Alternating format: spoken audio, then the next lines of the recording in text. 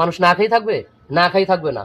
ঠিক আছে, এইটা থেকে শিক্ষানো এটাই যে যারা চাকরির ধমক দেন বা এরকম টর্চারিং করেন, এরকম করেন না। রিজিকের মালিক আল্লাহ। একটা গল্প শোনেন। এই যারা আমরা চাকরি করি না, এই চাকরি যারা করি বা যে যেখানে চাকরি করতেছে, আসলে আমাদের জিনিসটা কেমন হয় জানেন?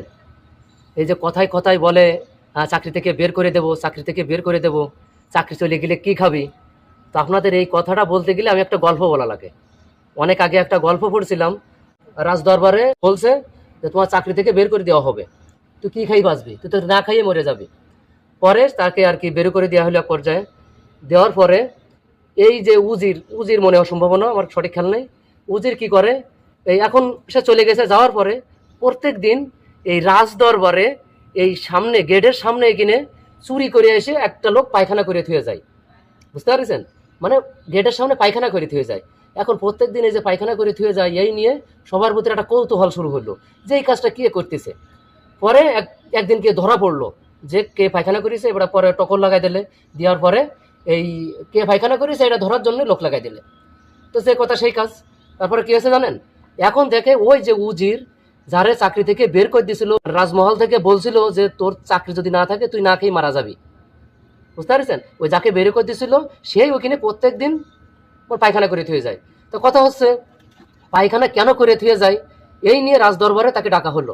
তাকে ধরে নিয়ে গেল, সেনাপতিরা ধরে নিয়ে গেল। নিয়ে যাওয়ার পরে রাজদরবারে নিয়ে যাওয়ার পরে বলতেছে তুমি এখানে প্রত্যেক দিন পায়খানা করো কেন? এখন ওই যে যাকে চাকরি থেকে বের করে দিল সে বলল যে হুজুর, বেয়াদবি বেয়াদবি ক্ষমা করবেন, আপনি বলছিলেন যে আমার এখানে চাকরি যদি না থাকে তোকে বের করে দিই, তুই তো না খেয়েই মারা যাবি। তাই আমি এইটা বোঝানোর চেষ্টা করেছি যে আমি প্রত্যেকদিন পায়খানা করতেছি মানে আমি কিছু খাচ্ছি। ঠিক আছে, আমি না খেয়ে মারা যাচ্ছি না, কারণ আমি যদি খাইতে না পারতাম পায়খানা তো হইতো না।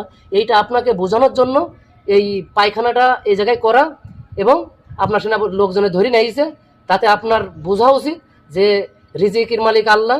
এই চাকরির ভয় দেখাইয়ে আমাদের যারা এরকম করে না, আসলে ভাই কারোর চাকরির ভয় দেখাইন না।